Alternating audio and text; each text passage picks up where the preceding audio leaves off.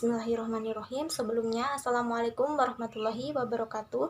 Saya di sini perwakilan dari kelompok 2 yang beranggotakan 5 orang, yaitu Ina Lutfiana, Koiriatul Ula, saya sendiri, Miranda Limia Rosa, dan Maya Kristiana. Yang dimana di sini saya akan mempresentasikan sedikit materi tentang implementasi pendidikan karakter anak usia dini, yang dimana di dalam materi ini terdapat 4 subbab materi, yaitu yang pertama yaitu strategi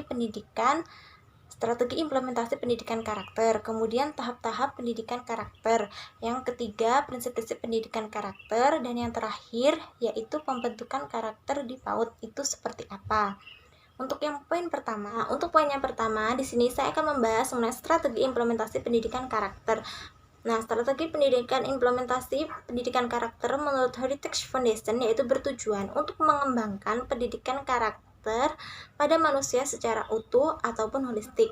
Nah, untuk mengembangkannya ada beberapa strategi yang dapat dilakukan, yaitu yang pertama menerapkan metode belajar. Di sini pendidik dapat menerapkan beberapa metode yang dapat dilakukan untuk mengembangkan pendidikan karakter pada peserta didik. Yang kedua yaitu menciptakan lingkungan belajar yang kondusif. Nah, di sini pendidik juga penting untuk menerapkan lingkungan belajar yang kondusif. Yang selanjutnya yaitu memberikan pendidikan karakter secara sistematis dan kondusif untuk peserta didik. Itu seperti apa langkah-langkah yang dapat dilakukan. Nah, selanjutnya yaitu menggunakan metode pengajaran yang memperhatikan karakteristik serta keunikan pada masing-masing peserta didik. Nah, setiap masing-masing peserta didik kan memiliki beberapa keunikan-keunikan. Nah, di sini para pendidik harus mengenali serta mendalami tentang keunikan dari setiap peserta didiknya. Nah, agar implementasi pendidikan karakter itu dapat berkembang secara baik, maka perlu adanya kerjasama yang baik antara semua guru dan juga orang tua untuk memilih strategi yang tepat untuk mengembangkan pendidikan karakter pada anak usia dini. Nah, di sini itu ada beberapa contoh strategi yang dapat dilakukan. Misalnya, yang pertama yaitu sasaran dan target yang akan dikembangkan. Di sini itu harus ditentukan dulu sasaran dan targetnya untuk dikembangkan pendidikan karakternya itu siapa saja. Nah, yang kedua yaitu pendidikan karakter akan lebih berkembang dengan baik atau dapat tercapai itu apabila adanya kerjasama yang baik antara semua guru dan juga orang tua. Nah, untuk poin selanjutnya yaitu juga menyadarkan mengenai pentingnya pendidikan karakter dan tanggung jawab pada semua guru untuk mengembangkan pendidikan karakter pada anak peserta didik itu seperti apa. Nah, selanjutnya yang poin B tadi yaitu materinya tentang tahap-tahap pendidikan karakter. Nah, karakter dapat ditanamkan dan dibentuk melalui beberapa tahap-tahapan, yaitu yang pertama yaitu tahap pengetahuan. Nah, di sini itu tahap pengetahuan itu harus dimiliki pendidik. Nah, tahap pengetahuannya itu seperti apa tentang pendidikan karakter pada anak usia dini itu seperti apa. Yang kedua yaitu tahap pelaksanaan. Nah, di sini tuh tahap pelaksanaannya tuh seperti apa mengenai pendidikan karakter, implementasi pendidikan karakter itu seperti apa. Nah, selanjutnya yaitu tahap pembiasaan.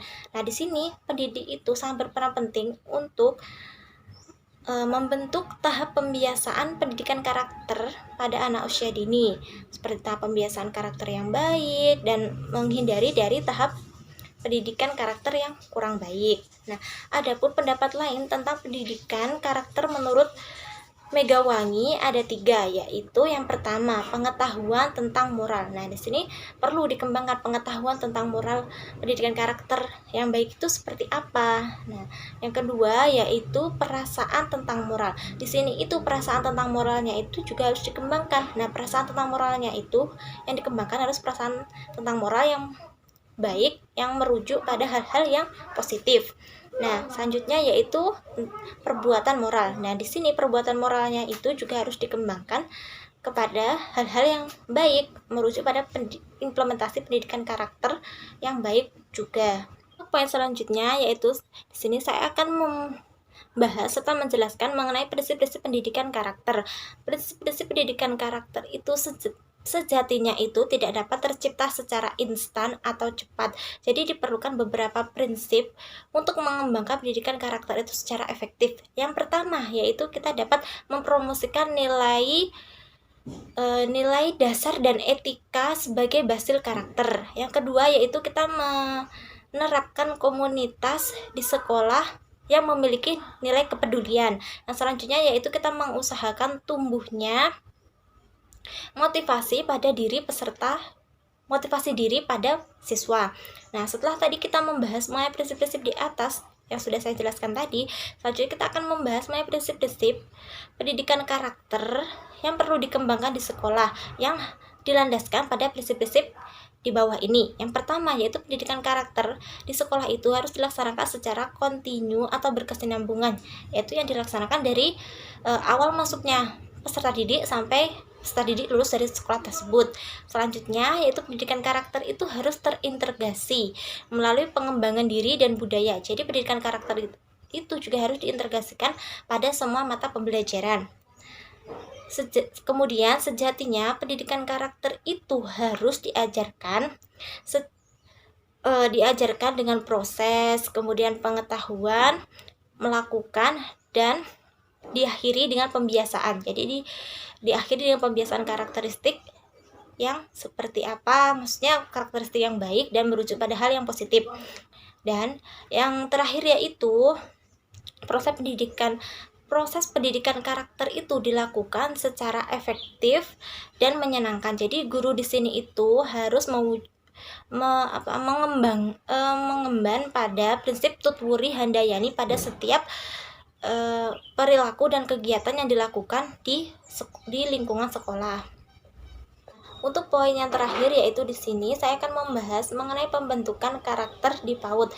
Nah, pembentukan karakter pada anak itu tidak hanya dapat dilakukan di lingkungan keluarga saja, namun dapat dilakukan di lingkungan lembaga pendidikan. Salah satunya yaitu lembaga formal, lembaga pendidikan anak usia dini, yang dimana nanti di sini itu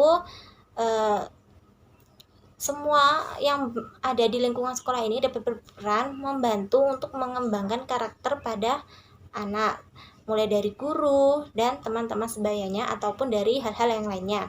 Nah, untuk pembentukan karakter anak usia dini di pendidikan lembaga itu perlu memperhatikan beberapa hal yang diantaranya, yaitu yang pertama harus mensosialisasikan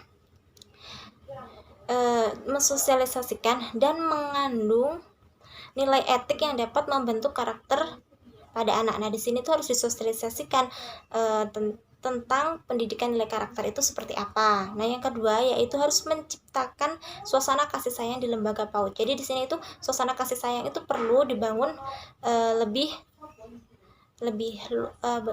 besar dan lebih luasnya lagi, mulai dari guru maupun staf-staf yang lainnya pada peserta didiknya. Nah, selanjutnya yaitu memberikan kesempatan pada anak untuk melakukan perbuatan baik. Jadi di sini itu pendidik maupun semua yang berperan di lembaga sekolah itu harus memberikan kesempatan pada anak untuk melakukan perbuatan-perbuatan baik. Nah, selanjutnya yaitu menyediakan kurikulum yang akademis yang bermakna dalam mendukung pengembangan karakter pada anak. Jadi di sini itu para pendidik yang ada di lembaga sekolah itu harus menyediakan kurikulum yang akademis yang bermakna dan mendukung pengembangan karakter pada anak. Jadi di sini itu kurikulum itu juga penting. Yang dipilih di sini itu juga kurikulum yang harus serta mampu mengembangkan karakteristik pada anak. Nah, sekian penjelasan mengenai implementasi pendidikan karakter pada anak usia dini. Apabila ada kurang lebihnya saya mohon maaf. Wassalamualaikum warahmatullahi wabarakatuh.